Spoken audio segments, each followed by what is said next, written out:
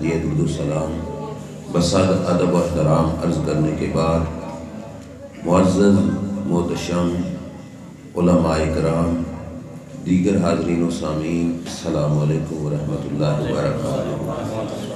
آج کی یہ مبارک محفل جو آپ کے ہاں سجائی گئی حضور شیخ القرآن امام المناظرین پیکر حسن اخلاق حضرت علامہ مولانا محمد سعید احمد اسد صاحب دامت برکاتہ العالیہ ورحمۃ اللہ تعالی علیہ، آپ کی یاد میں اس محفل پاک کو سجایا گیا۔ دعا ہے اللہ تعالی ہم سب کی اس حاضری کے طفیل ان کی مزار پہ اپنی کروڑوں رحمتوں کا نزول فرمائے، اللہ کریم ان کے طفیل ہماری مغفرت فرمائے۔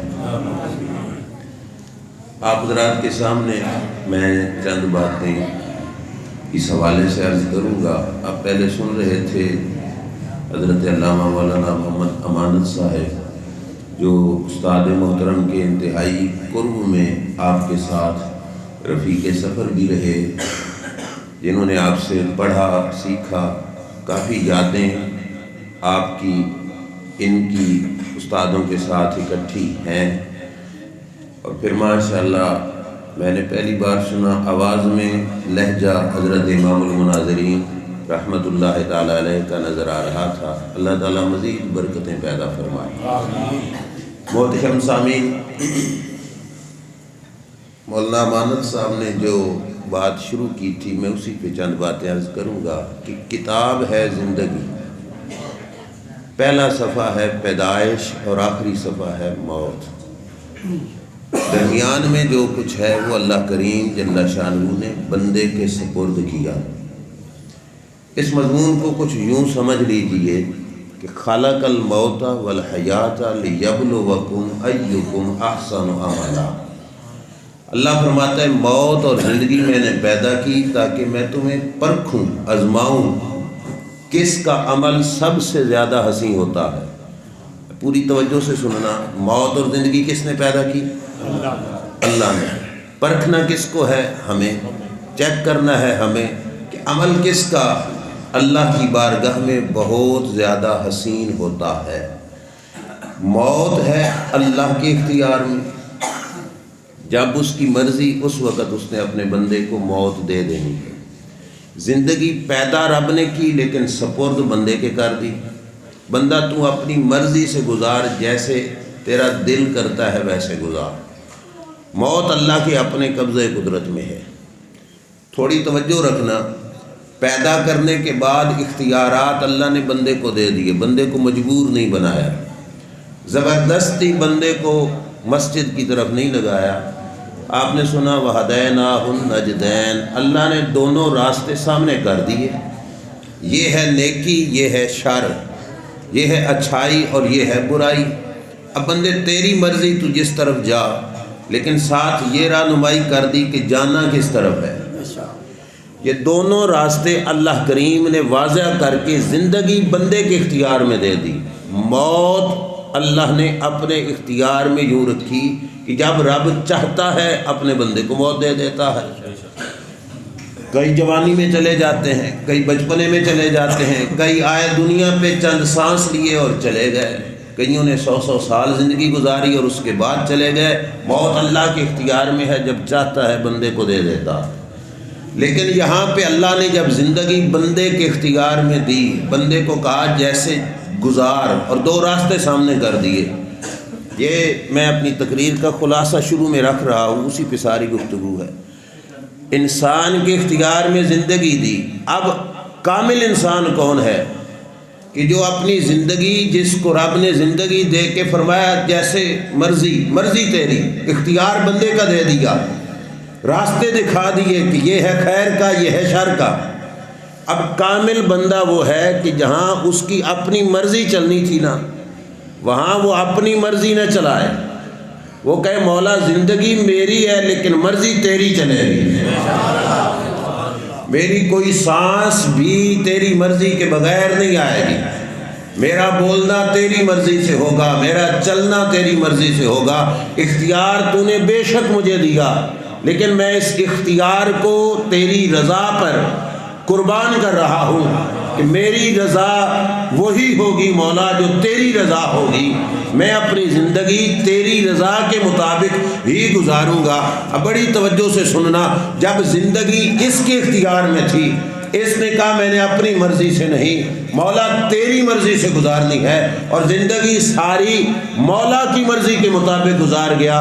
اب موت مولا کے اختیار میں تھی، مولا نے کہا پھر میرے بندے تو نے اپنی زندگی میری مرضی سے گزاری، میں موت تجھے تیری مرضی سے عطا فرماؤں گا۔ تقریر سجانے کے لیے میں نے یہ جملہ نہیں بنایا، زندگی رب کی مرضی سے گزار لو، اللہ موت بندے کو بندے کی مرضی سے ہی عطا فرمائے گا۔ زندگی اللہ کی مرضی سے گزار کر اس مقام تک بندہ پہنچ جاتا ہے کہ موت بھی بندے کی مرضی سے بندے کو آتی ہے۔ یہ باقاعدہ حدیث پاک بخاری شریف کے اندر میرے محبوب صلی اللہ علیہ وسلم نے فرمایا، اور حدیث ہے قدسی، یعنی کلام خدا ہے اور زبان نبی کریم علیہ السلام کی۔ اللہ فرماتا ہے ما ترددت فی شیء کترددی عن نفس عبد المومن، فرمایا مجھے کسی کام کے کرتے ہوئے تردد نہیں ہوتا، جب میرے مومن کی موت کا وقت آتا ہے تو مجھے تردد ہو جاتا ہے۔ اب علماء بیٹھے ہیں، میں تردد کا معنی آپ کو سمجھانے کے لیے واضح کرتا چلوں۔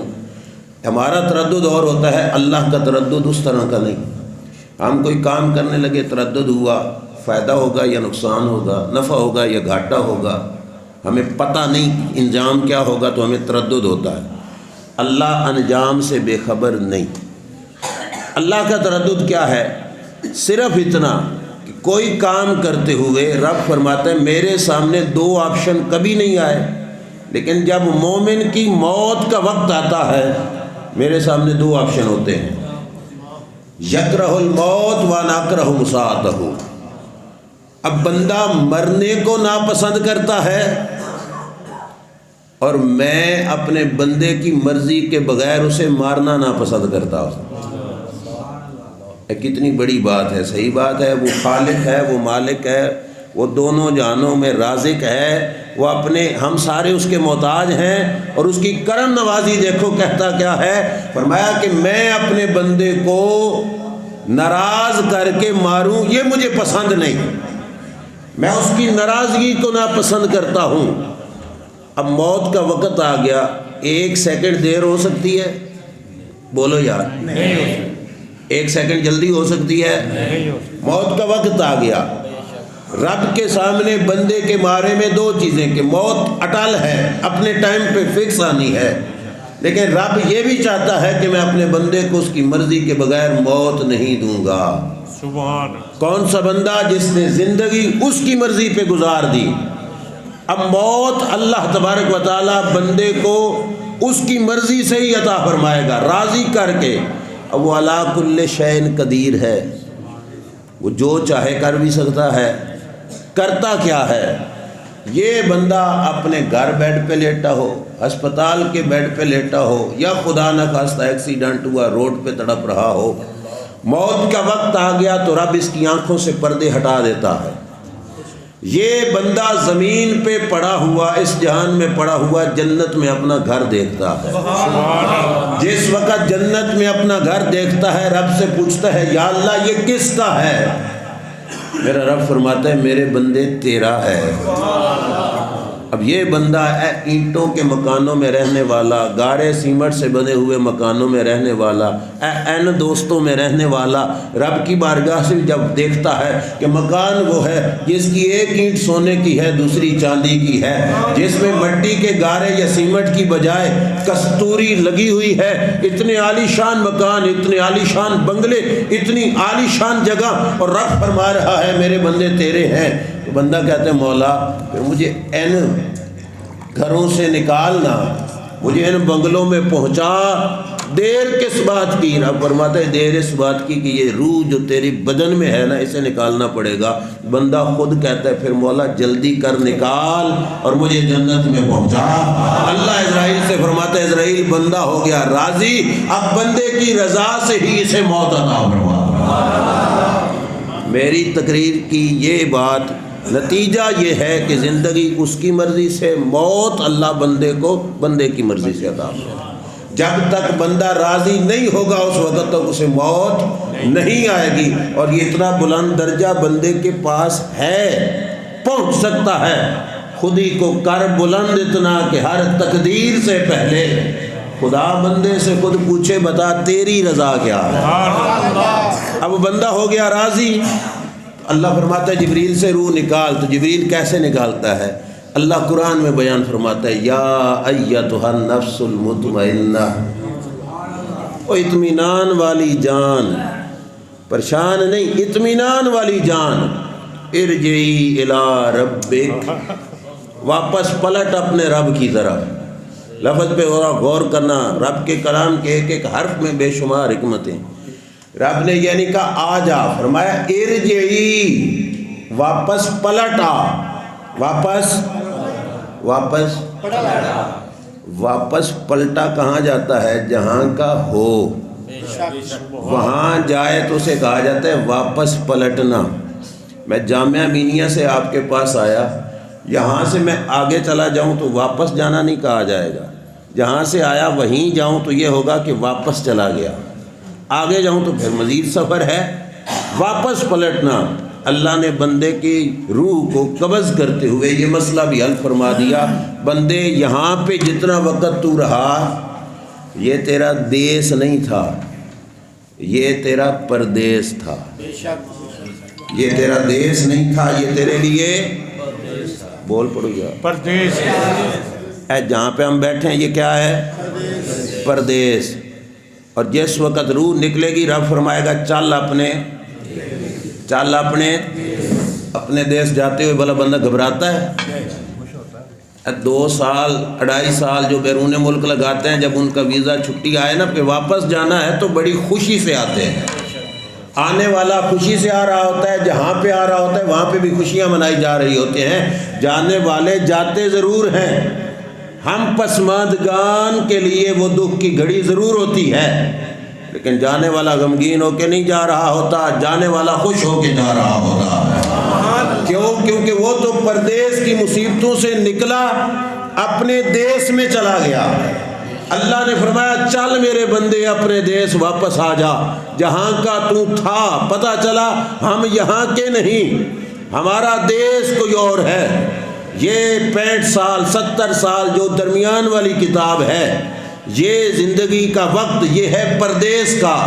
اس پردیس سے رب ذوالجلال واپس اپنے دیس میں بلائے گا کہ میرے بندے چل اپنے دیس میں، اور پھر جانے کا جشن ایسا ہوگا کہ جانے والا خوش ہو کے جا رہا ہوگا، لے جانے والے خوشی سے اسے مرحبا کہہ رہے ہوں گے۔ حدیث پاک کا مفہوم ہے جب روح نکال کے اسرائیل لے کے جائیں گے تو ہر آسمان پہ فرشتے مرحبا مرحبا کہہ رہے ہوں گے، ہر آسمان پہ فرشتے اس کا خیر مقدم کر رہے ہوں گے، اس کے آنے پر خوشی کا اظہار کر رہے ہوں گے۔ کیوں؟ کیونکہ یہ پردیس سے چلا دیس میں۔ اب ایک مسئلہ بھی حل کرتا چلوں آپ کے سامنے، بندہ پردیس میں طاقتور ہوتا ہے کہ دیس میں؟ دیس میں۔ دیس میں کمزور بھی ہو تو طاقتور ہوتا ہے، پردیس میں بندہ الٹا کیا ہوتا ہے؟ کمزور، ماڑا، کوئی کر بھی لے تو بندہ چپ کر جاتا ہے۔ اے جہاں بیٹھے ہیں یہ ہمارا ہے پردیس۔ یہ کیا ہے؟ یہاں پہ کوئی ہمیں مارے تو ہم بدلہ لے لیتے ہیں کہ نہیں؟ بولو، کوئی ہم سے مدد چاہے تو ہم اس کی مدد کر لیتے ہیں کہ نہیں؟ کر لیتے ہیں نا۔ ہم اپنے کو تکلیف دینے والے سے بدلہ لے لیتے ہیں، اور بیٹھے کہاں پہ ہیں؟ پردیس میں۔ قرآن بتاتا ہے جب موت آئے گی تو پردیس سے چلا جائے گا۔ اب اس برادری سے پوچھو جو کہتے ہیں مرنے کے بعد کچھ بھی نہیں کر سکتے، او یار دیس پردیس میں سب کچھ کر سکتا ہے تو دیس میں تو طاقتیں بڑھ جاتی ہیں۔ جب رب کا نیک بندہ پردیس چھوڑ کے دیس میں چلا جاتا ہے، رب اس کی طاقتوں کو دگنا بڑھا دیتا ہے۔ یہاں پہ سنتا تھا صرف سامنے والوں کی، جب دیس میں جائے گا تو دور والوں کی بھی سن لے گا۔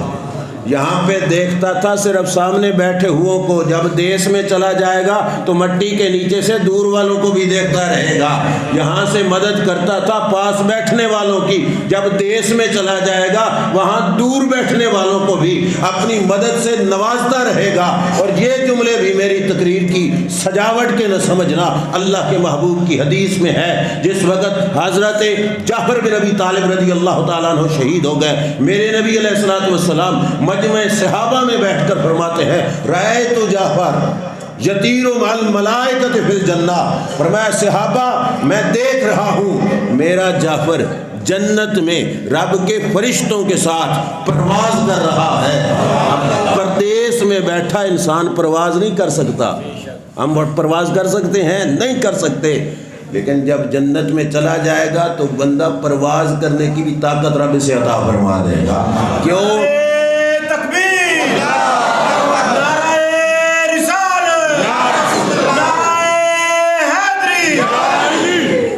دوسری طرف ایک اور روایت بھی عرض کرتا چلوں، ہم سب کی اماں جان صدیقہ کائنات سیدہ طیبہ طاہرہ حضرت ام المومنین عائشہ صدیقہ رضی اللہ تعالیٰ عنہ فرماتی ہیں کہ جس وقت رسول کریم صلی اللہ علیہ وسلم کا وصال ہوا اور آپ کا مزار شریف میرے حجرے میں بن گیا، میں مزار پہ جاتی تو پردہ نہ کرتی، کس سوچ سے کہ یہ ہے میرے شوہر اور ان سے پردہ میرا ہے نہیں تو پردہ نہ کرتی۔ پھر وصال ہوا صدیق اکبر کا، پھر وصال ہوا سیدنا صدیق اکبر رضی اللہ تعالیٰ عنہ کا، حضرت عائشہ فرماتی ہیں پھر بھی جاتی پردہ۔ پھر حضرت عمر فوت ہو گئے، حضرت عمر کا مزار بھی بنا اسی حجرہ شریف میں سرکار کے ساتھ، تو فرماتی ما دخلت الا وانا مشدودۃ علی ثیابی حیاء من عمر، اب میں جاتی تو پردہ کر کے جاتی، مجھے حضرت عمر سے حیا آتی تھی۔ کیوں؟ وہ تو مٹی میں پڑے ہیں، اوپر اتنی مٹی ہے، یہاں پہ ایک چھوٹا سا پردہ آنکھوں کے سامنے آ جائے تو اگلی چیز نظر نہیں آتی، تو وہاں منو مٹی کے نیچے سے کیسے نظر آتا؟ تو حضرت عائشہ بتا رہی تھی یہ تھا پردیس، وہ چلے گئے دیس میں، اب دیس میں نگاہوں کی طاقت کام نہیں ہوئی، پہلے سے بڑھ گئی ہے، اب منو مٹی کے نیچے سے بھی اللہ ان کی نگاہوں کو طاقت عطا فرما دیتا ہے۔ اللہ فرماتا ہے ارجعی الی ربک، میرے بندے چل واپس چل، جائے گا کہاں؟ الی ربک، کے اپنے رب کی بارگاہ میں جا۔ الی اللہ بھی کہا جا سکتا تھا، الی الجبار، الی القہار، یہ لفظ نہیں بولا، رب نے فرمایا الی ربک، اپنے پالنے والے کی طرف جا۔ اور جانے والے گھبرانا نہیں، کہاں جا رہا ہے؟ جہاں جا رہا ہے وہ تیرا پالنے والا ہی تو ہے۔ اب مجھے بتاؤ، جس پالنے والے کے پاس جا رہا ہے اور اتنی عزتوں سے بلایا جا رہا ہے، وہ عزتوں سے رکھے گا کہ نہیں؟ بولیے، مولانا ارسلان صاحب نے مجھے بلایا، بڑی محبت سے بلایا، میں یہاں پہ پہنچوں اور مجھے عزت نہ دیں، ارسلان صاحب کی ذات کی اندر جو کرم نوازی ہے یہ ان کی شان ہو سکتا ہے؟ بولیے کہ دعوت دیں بلائیں اور میں آؤں تو عزت نہ دیں، یہ ہو سکتا ہے؟ مجھے تنگ کریں ستائیں، یہ ہو سکتا ہے؟ یہ تو ارسلان صاحب اللہ کے بندے ہیں، مخلوق ہیں، وہ ہے پروردگار اور بلا رہا ہے چل میرے بندے واپس آ جا، اور اتنی عزتوں سے پیار سے بلا رہا ہے، جانے والے کو وہ تنگ کرے گا، بے عزت کرے گا نا؟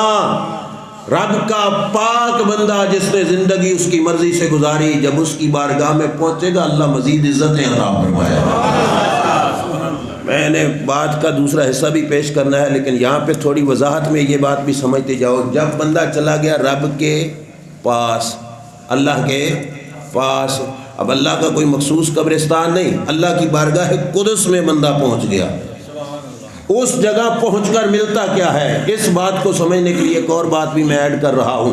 جس وقت حضرت موسیٰ علیہ السلام نے رب سے عرض کیا تھا نا، توجہ میری طرف، کہ مولا خضر علیہ السلام سے ملاقات کے لیے جس وقت موسیٰ علیہ السلام نکلے تھے تو موسیٰ علیہ السلام سے رب نے کہا تھا موسیٰ چلو، تو موسیٰ علیہ السلام نے پوچھا تھا یا اللہ خضر ملیں گے کہاں پہ؟ تو اللہ نے کیا فرمایا تھا؟ فرمایا تھا موسیٰ یہ جو مچھلی ہے نا تمہارے پاس بھونی ہوئی ہوگی، یہ جہاں پہ ہو جائے گی نا زندہ تو سمجھ لینا خضر علیہ السلام کے وہیں پہ ڈیرے ہیں۔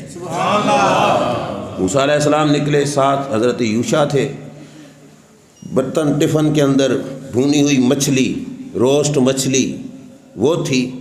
راستے میں چلتے چلتے سفر میں موسیٰ علیہ السلام کو لگی بھوک تو اپنے ساتھ حضرت یوشع کو کہنے لگے آتنا غدانا لقد لقینا من سفرنا ھذا نصبا، ناشتہ لے آؤ، کھانا لے آؤ، مجھے بھوک لگ گئی، ہمیں تو اس سفر سے مشقت اٹھانی پڑی۔ اس نے ٹفن کھولا تو نے کہا او یاد آیا، او فلاں جگہ پہ ہم نے سٹے کیا تھا سمندر کے کنارے، وہاں پہ مچھلی زندہ ہو گئی تھی اور وہ تو سمندر میں راستے بنا کے آگے چلی گئی تھی۔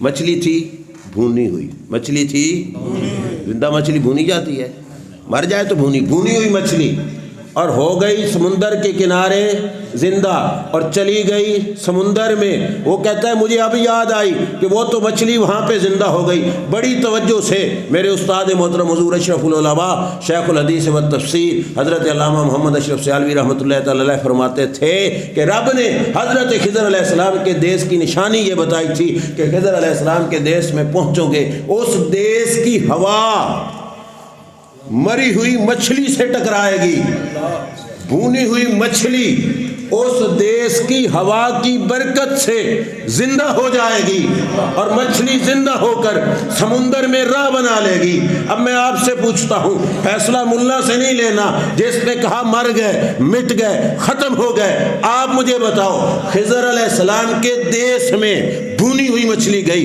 اس دیس کی ہوا کی برکت سے مچھلی زندہ ہو جائے اور بندہ مومن اس پردیس سے تو جا پروردگار کے پاس رہا ہے، اور وہ خضر علیہ السلام نہیں، وہ خضر علیہ السلام کا بھی مالک، خالق اور ان کا رب ہے۔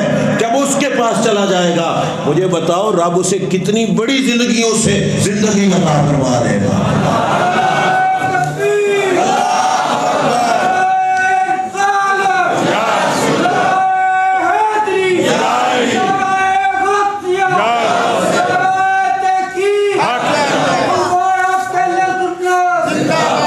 اسی واسطے ہم کہتے ہیں مرتے اوروں کے ہیں، ہمارے مرتے نہیں، بس دیس بدلتے ہیں، پردیس سے اپنے دیس میں جاتے ہیں۔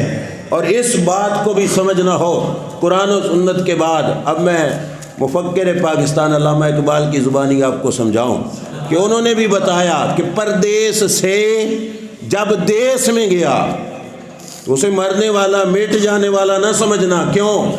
انہوں نے بڑے پیارے انداز میں مسئلہ سمجھایا، کہا تخم گل کی آنکھ زیر خاک بھی بے خواب ہے، کس قدر نشو نما کے واسطے بے تاب ہے، سردی لحد سے بھی افسردہ ہو سکتا نہیں، خاک تلے دب کے بھی سوز اپنا کھو سکتا نہیں، پھول بن کے اپنی تربت سے نکل آتا ہے یہ، موت سے گویا قبائے زندگی پاتا ہے یہ، موت آخر تجدید مذاق زندگی کا نام ہے، خواب کے پردے میں بیداری کا پیغام ہے۔ شعر تھوڑے اوکھے تھے، میں مطلب ہی سمجھاتا چلوں، علماء تو سمجھ گئے، آپ کے لیے بھی تخم گل کی آنکھ زیر خاک بھی بے خواب ہے۔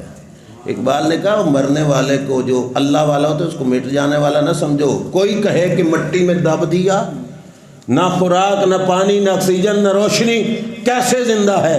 علماء نے کہا بیج گندم کا، باجرے کا، مکئی کا زمین میں ڈالتے ہو، زمین کے اوپر رہے تو اگتا ہے؟ نہیں، نیچے چلا گیا زمین کے تو پھر اگا۔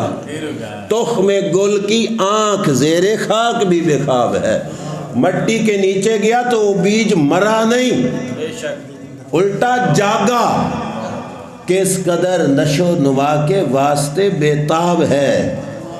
وہ بیج پھٹتا ہے، اس بیج سے کونپل نکلتی ہے، اسی سے تنا بنتا ہے اور اسی تنے سے درخت بنتا ہے۔ اب کوئی سمجھے کہ مٹی میں بیج مر گیا، کہا نہیں، سردی لحد سے بھی افسردہ ہو سکتا نہیں، خاک تلے دب کے بھی سوز اپنا کھو سکتا نہیں۔ وہ مٹی کے نیچے دب تو گیا لیکن مر گیا، اور بیج مر جاتا تو یہ کسان بیچارے مٹی کے اندر بوریاں کبھی نہ ڈالتے، ان کو پتہ ہے ایک بوری ڈالیں گے تو کئی بوریاں نکل آئیں گی۔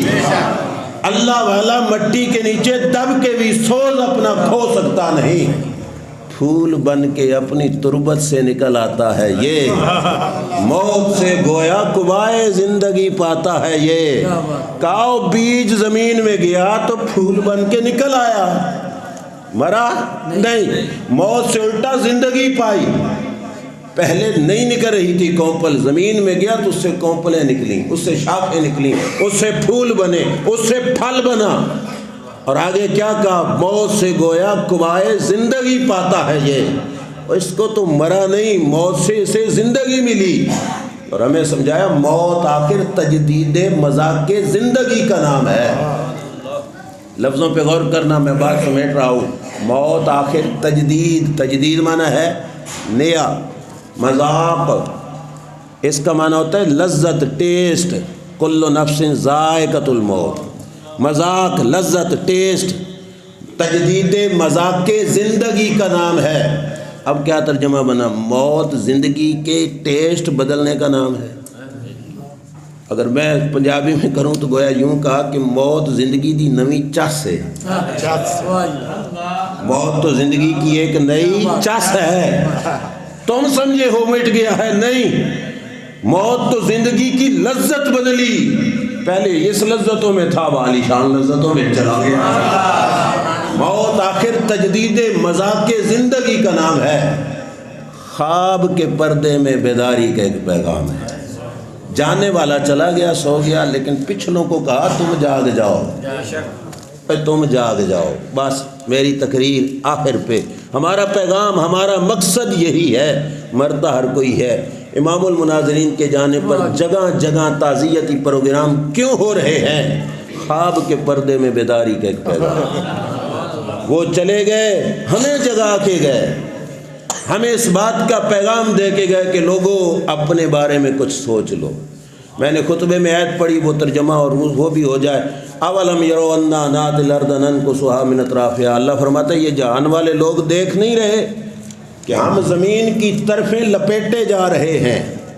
کون کہہ رہا ہے؟ اللہ۔ بات کو تھوڑا سمجھنا، زمین کی طرفیں لپیٹے جا، ولیٹی جاندے ہیں سی، زمین کی اطراف، کنارے۔ اب زمین کی اطراف اگر لپیٹی جا رہی ہوتی تو اب تک تو زمین ختم ہو جاتی، ہمارے گھر بھی اس لپیٹ میں آ جاتے۔ حضرت اکرمہ، حضرت مجاہد اور حضرت عبداللہ بن عباس رضی اللہ تعالی عنہم وہ فرماتے ہیں کہ آیت کی تفسیر یہ ہے کہ زمین کی اطراف ویسے نہیں لپیٹی جا رہی، زمین کی اطراف کے لپیٹنے کا مطلب اللہ کیا فرمانا چاہتا ہے؟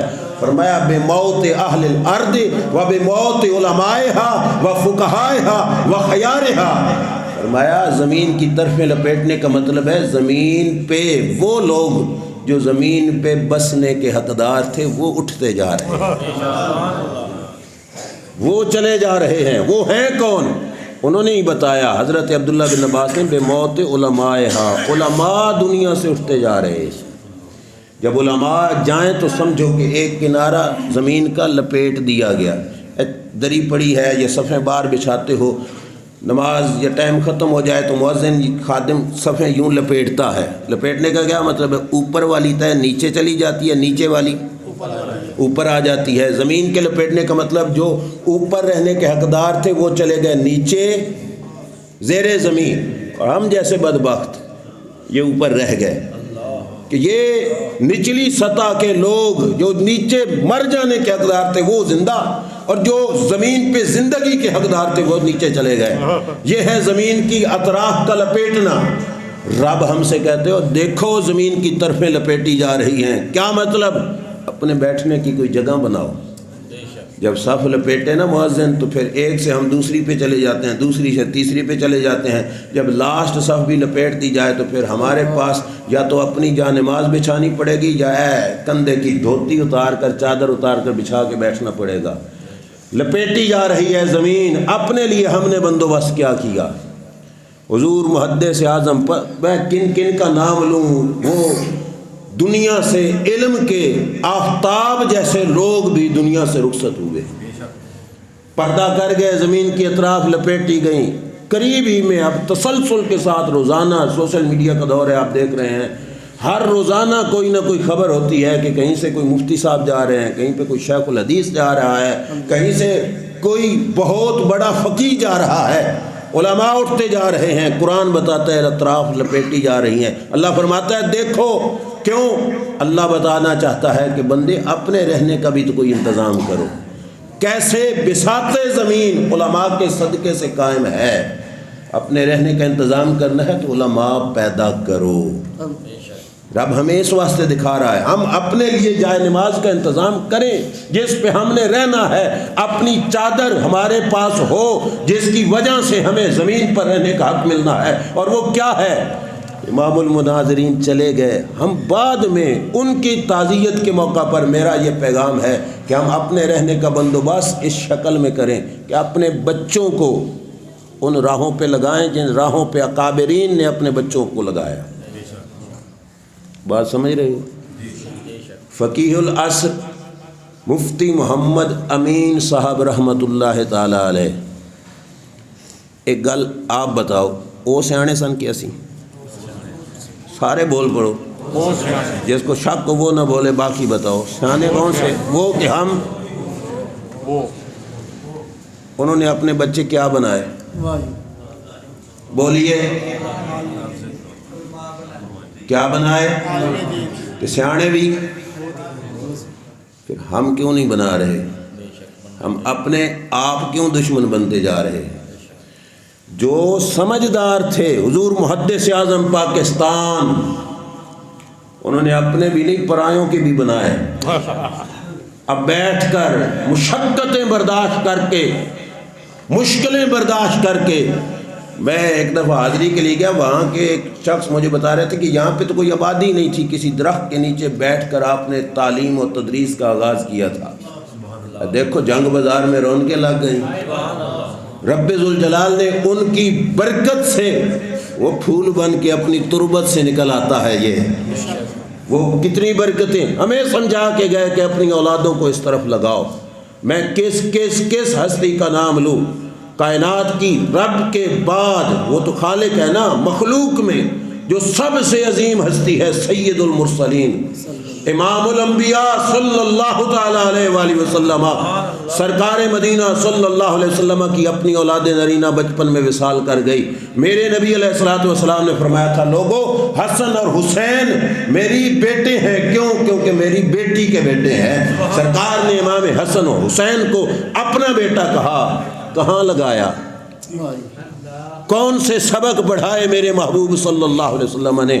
کندھوں پہ ضرور بٹھایا، سینے پہ کھیلنے کے لیے جگہ ضرور عطا فرمائی، لعاب دہن ان کے گلے میں اپنا ضرور اتارا، لیکن ان کو کہا بیٹو دین کی راہ میں قربان ہو جانا۔ دین کی راہ میں ہزاروں فکر، حضرت مفتی امین صاحب جیسی وہ رسول اللہ کی فکر پہ بھی قربان، کیونکہ وہ سب سے بڑی فکر رکھنے والے، انہوں نے اپنے بچے دین کی خاطر قربان کیے۔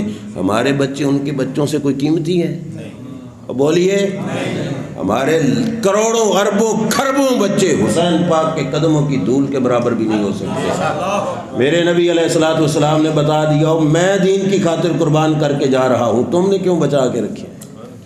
میں گلے پہ چھری پھروانے کا نہیں کہہ رہا، میں صرف اتنا کہہ رہا ہوں کہ اپنے بچوں کو کسی مستند معتبر عالم دین کے سپرد کر کے آؤ، اور زبان کے یہ لفظ ہوں کہ اس کاکے دی اسی کمائیاں نہیں کھاڑیاں، اے اللہ اللہ کے رسول کے لیے وقف ہے۔ اور یہ بھی ذہن میں رکھنا بھوکے مار جاؤ گے اللہ اس کے صدقے سے دنیا میں بھی دے گا، آخرت میں بھی عطا ہوگا۔ لیکن ذہن یہ بنا کر کے ہم نے دنیا نہیں اس سے کمانی، ہم نے اس سے آخرت کمانی۔ تعزیتی پروگرام کا میری سمجھ کے مطابق مقصد یہی ہے کہ ہم اپنی روش بدل لیں۔ ہم کس طرف جا رہے ہیں؟ ہم اپنے اولاد کو اللہ کے دین کا سپاہی بنائیں، اپنے اولاد کو اللہ کے دین کی طرف لگائیں۔ ہماری عمریں بیت گئیں، کوئی 40 سال کا، کوئی 50 سال کا۔ اے قرآن صرف کلوں پہ پڑھنے کے لیے ہے؟ وہ بھی بچے پڑھنے کے لیے جاتے ہیں، کس خاطر؟ صرف قسمیں اٹھانے کے لیے، تبرکاً گھر رکھنے کے لیے؟ اللہ کا پیغام ہے، ہمارے نام آیا ہے۔ کسی کو پتہ ہے رب نے ہمیں کہا کیا ہے؟ نماز پڑھتے ہوئے موبائل پہ میسیج کی ٹون بج جائے نا تو ہم سلام پھیرتے، دعا بعد میں مانگتے، پہلے دیکھتے ہیں میسیج کس کا آیا ہے۔ اپنے یار کا میسیج اہم ہے اور رب کا میسیج، قرآن رب کا میسیج ہے۔ اللہ نے ہمارے نام پیغام بھیجا، ہماری زندگیاں گزر گئی، ہمیں پتہ ہی نہیں ہے رب ہم سے کہہ کیا رہا ہے۔ حضرت امام المناظرین کا بھی زندگی کے آخری لمحات میں دکھ یہی تھا کہ لوگوں پلٹ کے آؤ قرآن کی طرف، اور قرآن کی آیت ہے، رب ذوالجلال جل شانہ فرماتا ہے وقال الرسول یا رب ان قوم اتخذوا هذا القرآن مہجورا۔ بروز قیامت سرکار شکایت لگائیں گے کہ یا اللہ ان لوگوں نے قرآن چھوڑ دیا تھا، جنہوں نے سنبھالنا ہے انہوں نے شکایت لگا دی، تو ہمارا کیا بنے گا؟ ہم جائیں گے کدھر؟ ہمیں کون چھڑائے گا، کون بچائے گا؟ لہذا شکایت جن کی لگنی ہے ان میں نہ ہو۔ اے ہاتھ جوڑ رہا ہوں اپنے آپ کو، اپنے بچوں کو، عمر گزر نہیں گئی، جو بڑے ہیں وہ معمول بنا لیں۔ اے حضور امام المناظرین کے تفسیر مکمل قرآن مجید کی یوٹیوب پہ موجود ہے، 171 سبق ہیں کہ 73 ہیں غالباً، روزانہ کا ایک ہی سن لو یار، روزانہ کا ایک سن لو، آپ کا حصہ بھی پڑ جائے گا طلب دین میں، اور اپنے بچے جن کی عمریں ہیں ان کو لگا دو دین کی خاطر، وہ پڑھتے رہیں، ساری زندگی پڑھتے رہیں، پڑھاتے رہیں، اور فائدہ کیا ہوگا؟ من جاءہ الموت وہو یطلب العلم لیحیی بہ الاسلام وبینہ وبین النبیین درجۃ واحدہ۔ فرمایا جس بندے کو موت آئی علم پڑھتے پڑھتے مر گیا تو رب نبیوں کے ساتھ اسے بھی رکھا۔ برابری نہ سمجھنا، ساتھ رہنے کا یہ مطلب نہیں، مفتی احمد یارکار نعیمی نے لکھا ساتھ رہنے کا مطلب، وہ کہتے ہیں جس مکان میں مالک رہتا ہے اسی میں نوکر بھی تو رہتا ہے، یہ اللہ ان نبیوں کے ساتھ رکھے گا، ان کو سردار بنا کے رکھے گا، ان کو نوکر بنا کے رکھے گا۔ اللہ تعالی ہم سب کو یہ نوکری نصیب فرمائے۔